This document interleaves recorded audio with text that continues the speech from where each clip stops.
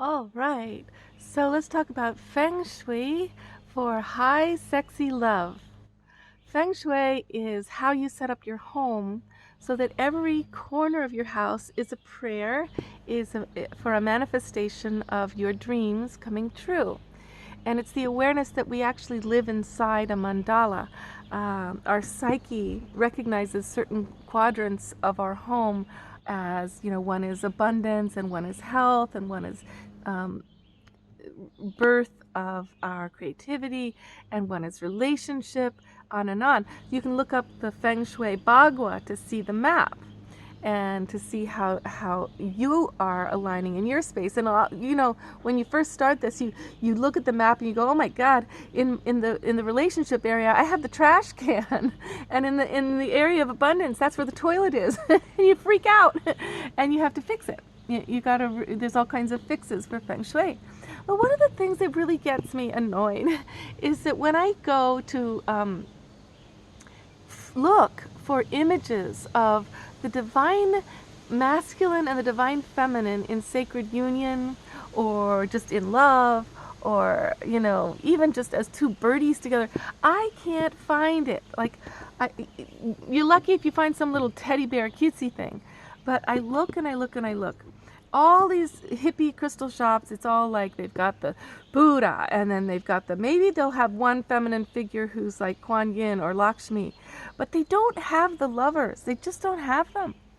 And it's sad. And they also rarely have, yeah, if they have the lovers, they have that Yab Yum one where she's kind of on his lap and they're making it together, but he's usually gigantic and she's tiny, and the feeling is that he's the supreme deity and he's kind of devouring her, and it doesn't really work very well to put those pictures up for me a lot of times in my space, because I will attract men who are just devouring my energy.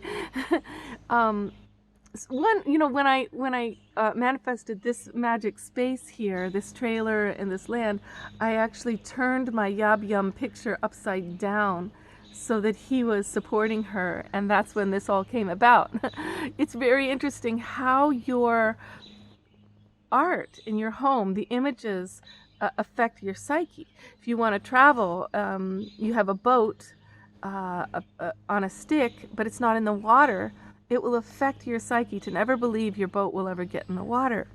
So I just want to encourage you that a really deeply feminine thing to do is to decorate your home as a prayer, to take it seriously, that every single wall, every corner is making a prayer for you.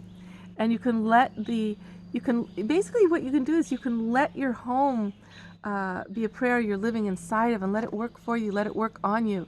So, but because it's so hard to find these images of masculine and feminine in balance, in love,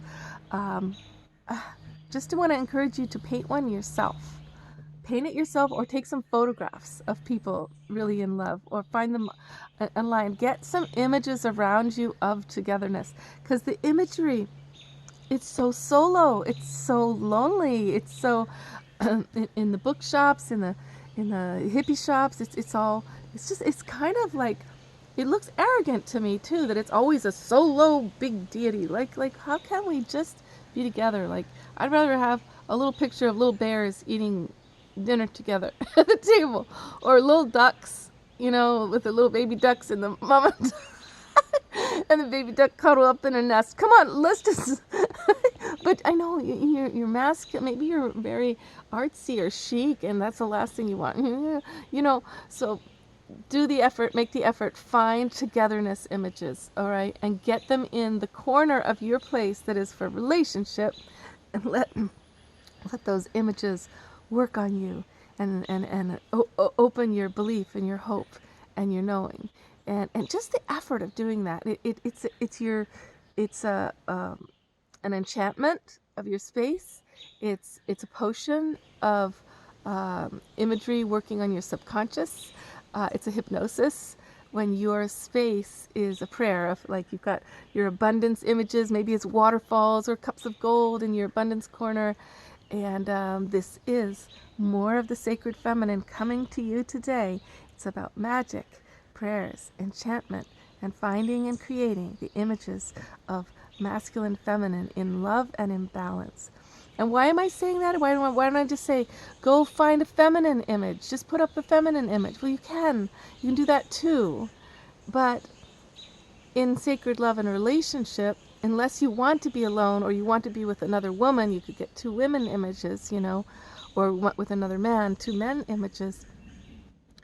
But there's something beautiful about the union of feminine and masculine, and that's where we've all gone so wrong. We're always doing either or, and we're making them at war instead of realizing that the masculine way is the counterbalance, perfect counterbalance to the feminine way, and can support her so deeply